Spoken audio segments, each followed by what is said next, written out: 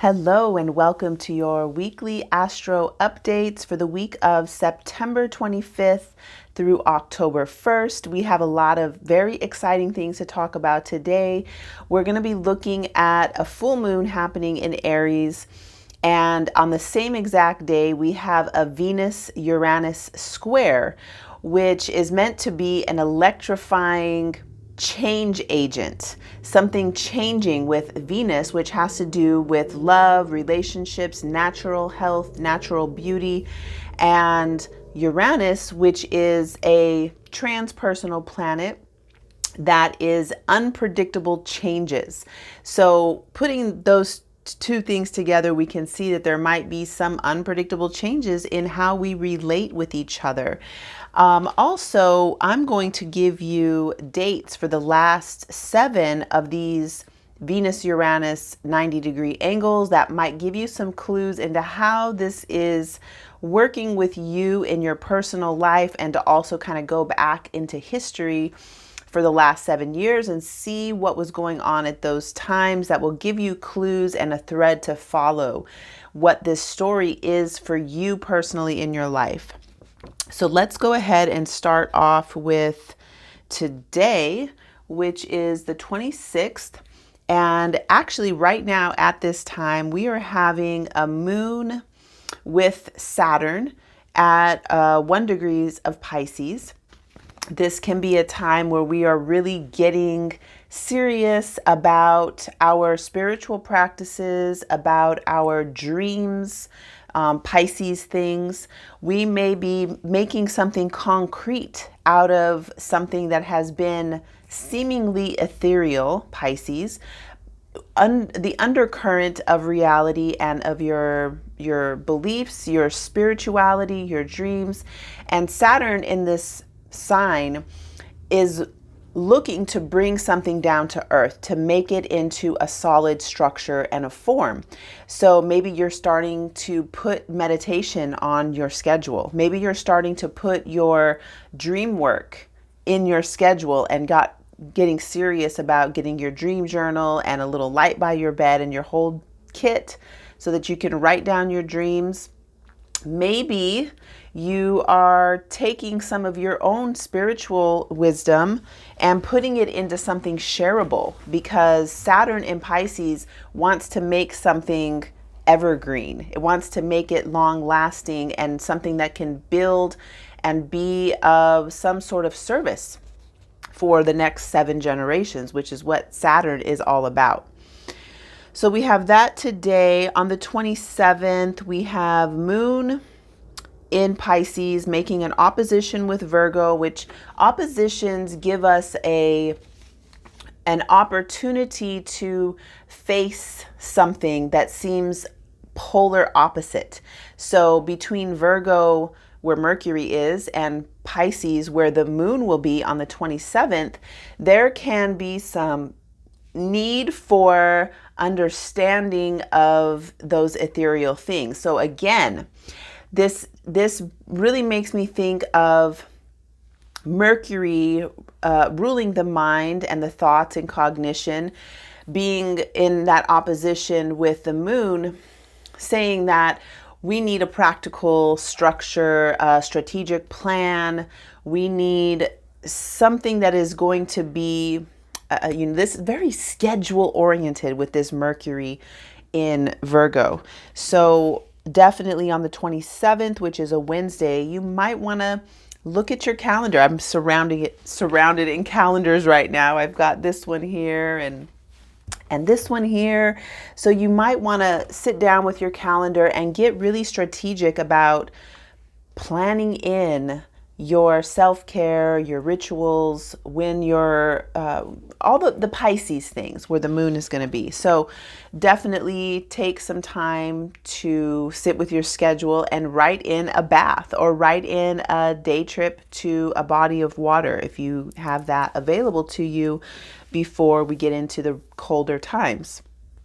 When we get to the 28th, of September, we have a Moon-Neptune conjunction. Really wonderful. I love Moon and Neptune together. Very dreamy, can also be delusional in a sense, like losing your footing on Earth, because it's very watery with the Moon and Neptune together, losing your footing on Earth. So what is practical, what is grounded reality? And now that opposition with Neptune is pretty far away, so we're not going to really be noticing too much of that in our emotional subjective reality with the Moon Neptune conjunction. I always like to take one rule of thumb when we've got a Moon Neptune conjunction, which is to don't add in, meaning don't have that day to use your vapes or your edibles or your plant medicines that might take you into extraordinary reality, because on Moon Neptune days, especially in Pisces, we can already be floaty and dreamy and visionary, and adding to that can become where we get into the delusional and really out of touch with reality, which is not what we want to do. Okay, so now we get to the 29th, which is when the real excitement starts to happen. We're going to have a full moon at 2:57 a.m. Pacific time on the 29th. And so this is the chart for that day, actually. And you can see I have some things circled here. I want to talk about this Mars South Node conjunction, even though that's not happening until October 4th. It is felt right now. We are feeling that Mars energy with the South Node. And something that has been really noticeable in my reality bubble is a lot of aggression, but turned inward. And so Mars having to do with war. Mars is known as the planet of war and desire. So Aries, the god of war, Eros, the god of desire. And those two archetypes join together to create our Mars. And being so close to the South Node being what is draining, it is what is leaving, what is ending, but it's also what we have grown accustomed to doing.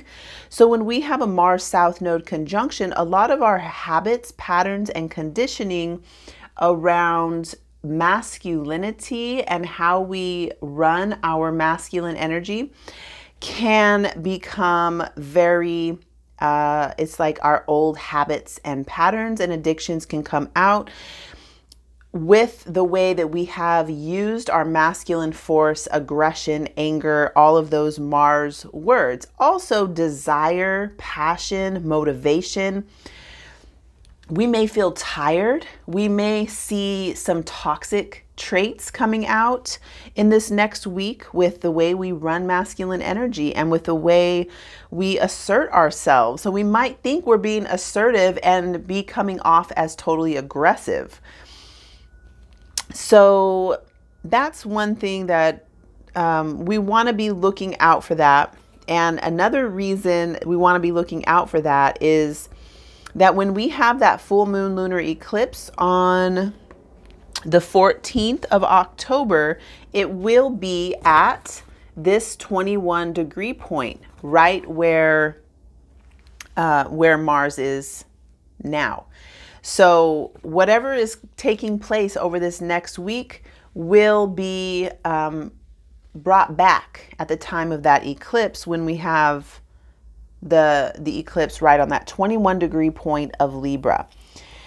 So with this full moon, what we want to be looking at, you want to look on your chart and see where you have 6 degrees of Aries, because that's where our moon is going to be at 6 degrees of Aries, and the sun at 6 degrees of Libra. So you want to look on your chart and see what house that is. The house position is going to tell you what area of life being impacted by this full moon. And then I always like to look at the sun at the time of the full moon because that house is being worked all month. So every time the sun moves into a new sign, it is a new house for you, a new area of life being worked. So what is the polarity between Aries and Libra? Libra, which is where we're in Libra season, has to do with conscious, co-creative, reciprocal relationships that are non-hierarchical. So it is us being in a group, in a community, and seeing everybody as uniquely individual, Aries, uniquely individual with their own set of ideas and their backgrounds and their experience and their beliefs and their trauma and their gifts, the talents and gifts that they have, the special areas of expertise that they have. Within this community, any community that you're in, there's always going to be this broad range of people. And if it is not a broad range of people, that is not a community, that is most likely a cult.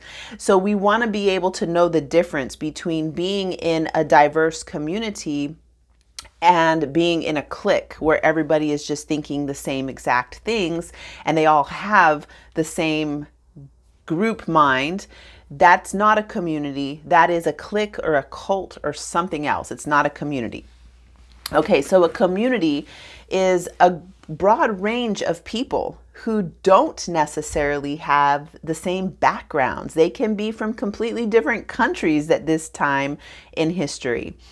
So what Libra is teaching us is how to relate with people who think differently than us, who have different beliefs and different experiences, how to be respectful and genuinely interested in what the other person's perspective is without making them right or without making yourself right or without making them wrong, without making yourself wrong.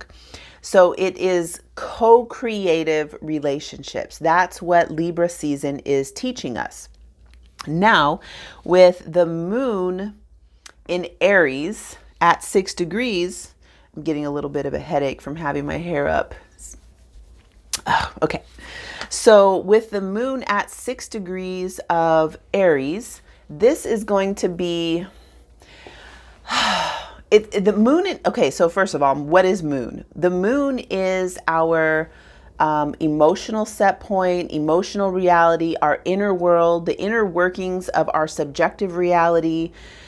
And in this type of astrology where we're looking at not a particular person, but the day, might be called mundane astrology, just looking for the broad perspective. The moon in mundane astrology actually is telling us about the collective.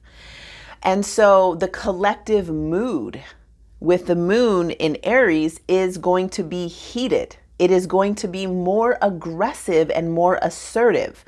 So that the polarity, the resonant polarity between an Aries moon and a Libra sun is really a tension between mediation, validating all points on the wheel and everybody's voice, Libra, and having a very specific, hot and fast, direct,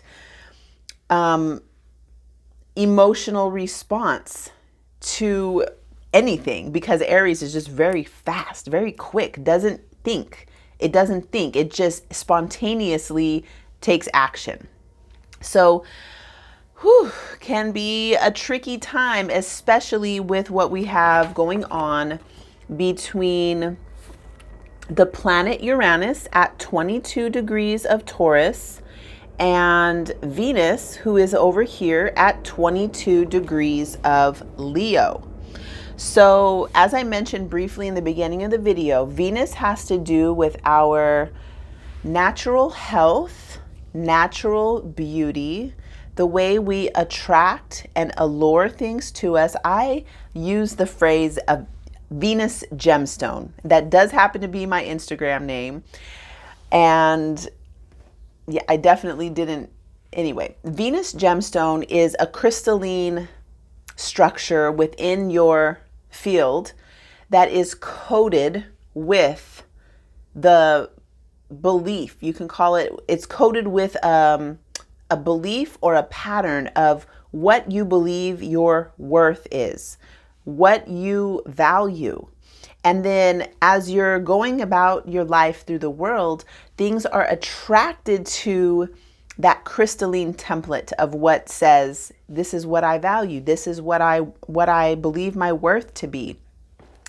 So when we're working with Venus, it is really working on that level of what we believe our worth to be and what we value. And so as we change what we value and our self-worth, the things that we attract change. And I mentioned this last week, saying that don't think that just because you attracted something that wasn't pleasurable, it wasn't something that you like or that you even want, it doesn't mean that your Venus gemstone is coated with wrong information. It doesn't mean that at all.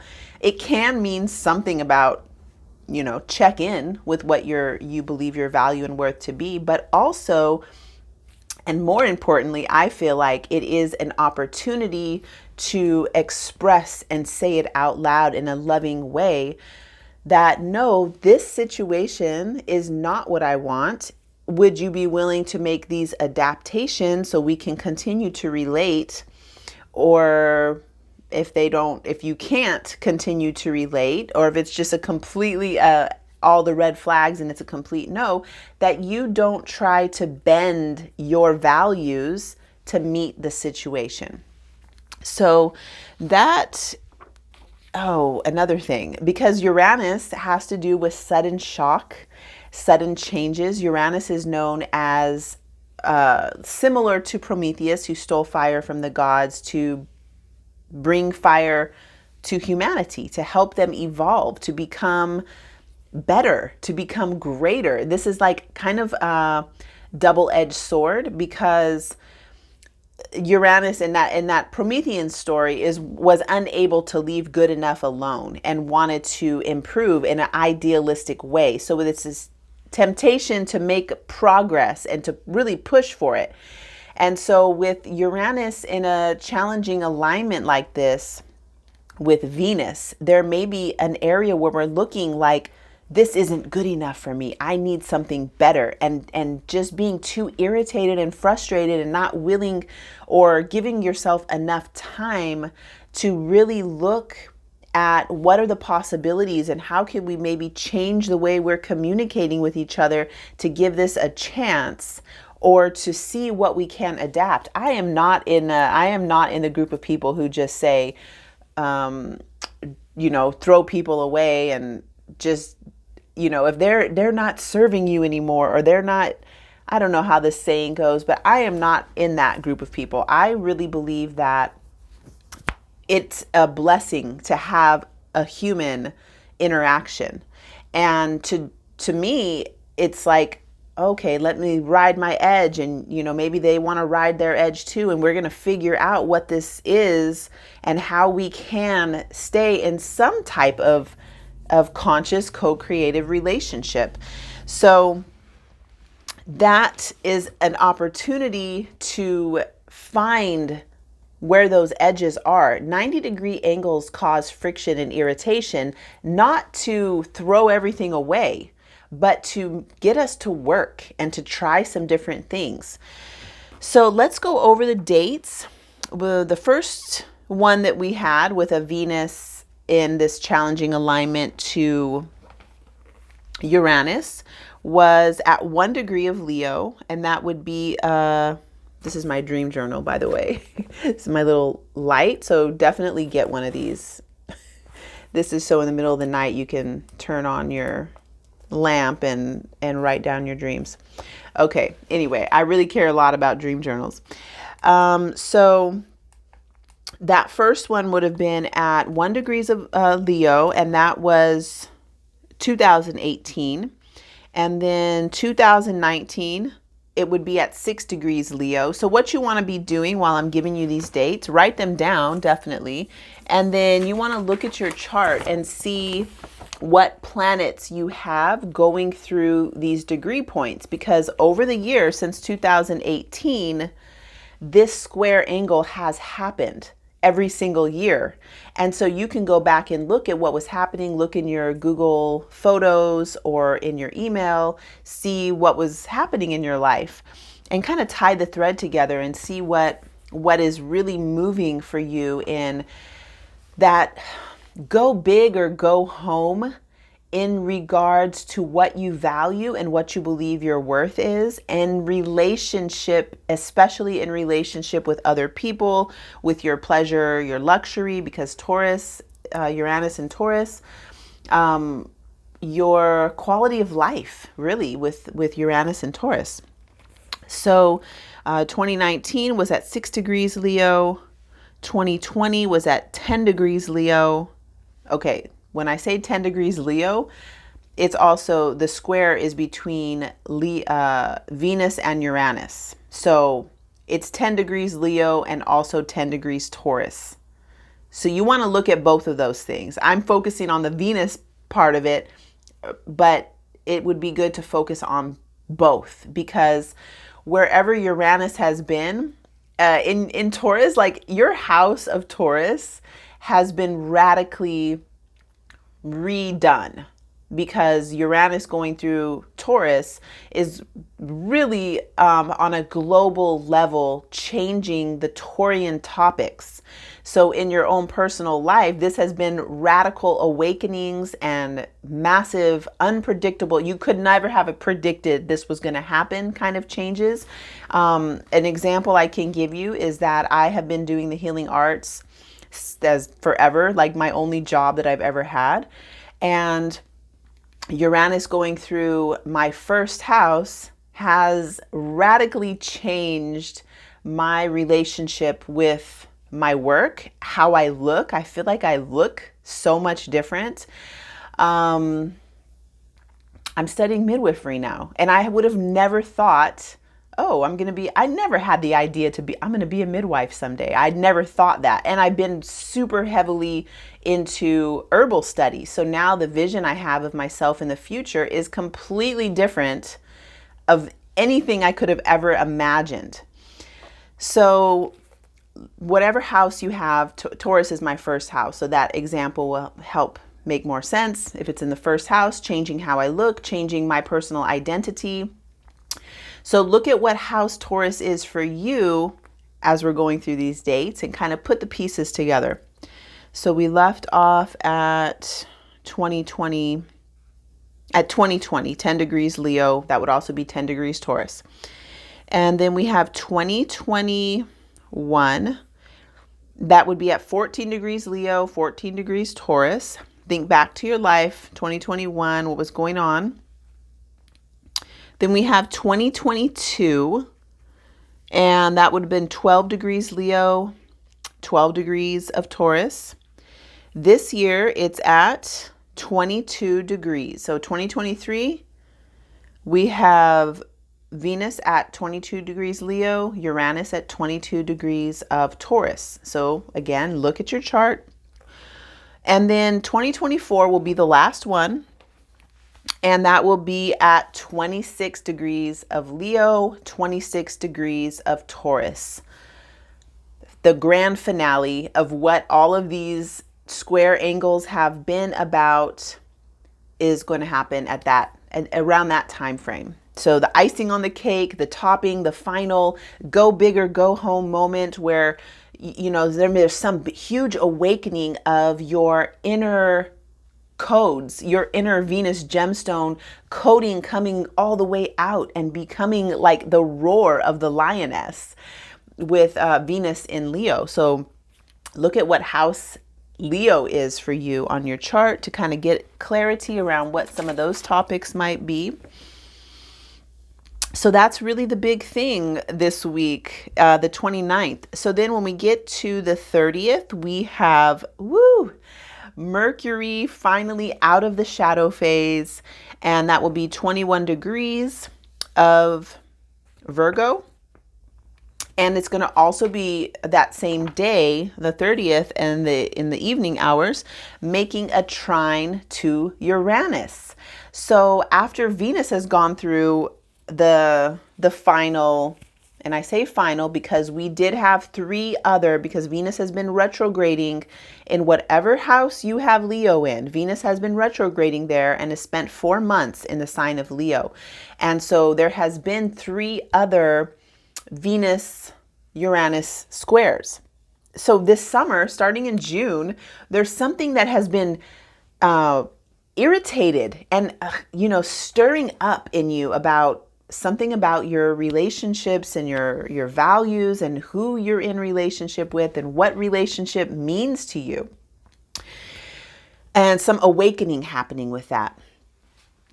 So let's now look at, okay, we're on the 30th. So now Mercury coming into that harmonious alignment. That's a trine, a 120 degree. Virgo, the sign of, this is a mutable earth sign. This is earth in the form of leaves on plants that are always changing, and self-organizing patterns that are constantly adapting to the situation. That's what Virgo is about. And coming into this harmonious alignment with Uranus, who wants to be idealistic in improving things and getting us to be progressive, moving forward to the best case scenario. That's what Uranus is about. And in the sign of Taurus, that is going to be about our resources, our ability to relax in our bodies, have our nervous system be in a state of calm. It doesn't necessarily mean you have to be calm to have your nervous system being regulated, but to be comfortable in your body and to be proud and sure of yourself and being able to move through the world full of your own energy, well resourced from source. So this harmonious alignment can bring new insights, new ideas about how to create more resources, how, and not more, maybe a different variety, like your health being a resource or your relationships being a resource. So looking at all the ways you're resourced and finding self-organizing patterns, connecting in with those self-organizing patterns and improving upon them in ways that awaken you in your physical body with that Uranus trine. And then we get to October 1st, which is Sunday. We have a Sun Pallas Athena becoming exact. I believe that was at 8 degrees. Yes, that will be at 8 degrees of Libra. I mentioned this last week with Pallas Athena having to do with, I've read a lot about Pallas Athena this week. And that book over there, I can't show you because it's there, but it's Demetra George, the Asteroid Goddesses book. Pallas Athena has to do with that feminine that is of daddy's girl. It is, I almost want to call it a traitor to women from the things that I read in the book.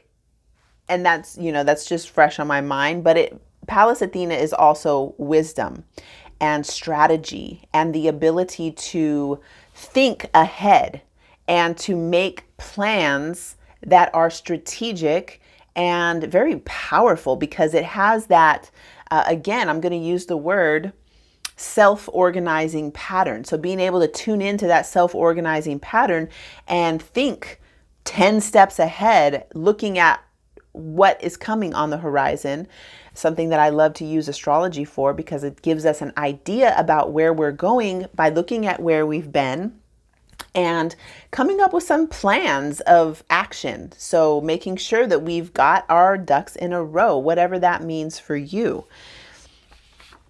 So there you go.